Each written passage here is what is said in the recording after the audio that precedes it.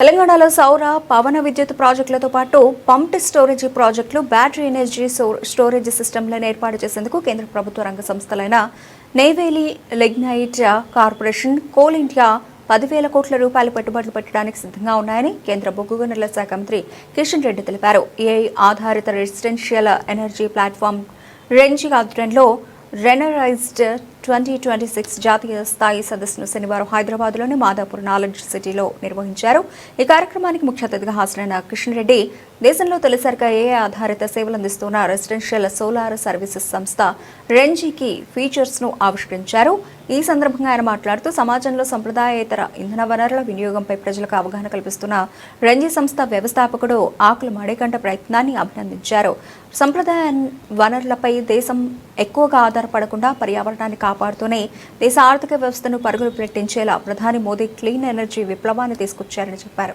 Green energy గురించి అందరం బాధ్యత తీసుకోవాల్సిన అవసరం ఉంది. ప్రధానమంత్రి గారు పిఎం సూర్యఘర్ యోజన అనేటువంటి పథకాన్ని తీసుకొచ్చారు. పిఎం కుసుమ్ యోజన కూడా తీసుకొచ్చారు. అగ్రికల్చర్ పంప్ సెట్స్, మనం డొమెస్టిక్ సంబంధించి, మన హౌస్ హోల్డ్ సంబంధించినటువంటి ఈ రెండింటికి సంబంధించి ప్రధానమంత్రి గారు ఎంత కమిట్మెంట్ తోటి అంటే పరి క్యాబినెట్ లో మీ కాన్స్టిట్యున్సీలో ఎంత మందికి పిఎం సూర్యఘర్ యోజన వచ్చింది. నాకు విషయం చెప్పారు, మీరైతే కోల్బెల్ట్ ఏరియాలో ఏవైతే ఎఫెక్టెడ్ విలేజెస్ ఉన్నాయో, కోల్బెల్ట్ ఏరియాలో పనిచేసేటువంటి క్వార్టర్స్ ఏవైతున్నాయో, ఇండ్లు ఏవైతున్నాయో, విలేజెస్ ఏవైతున్నాయో, మీరు కోల్ మినిస్ట్రీ ద్వారానే మీరే సబ్సిడీ ఇచ్చి, ఎందుకంటే గవర్నమెంట్ ఆఫ్ ఇండియా 70% సబ్సిడీ ఇస్తుంది, 30% కన్జ్యూమర్ పెట్టుకోవాలి.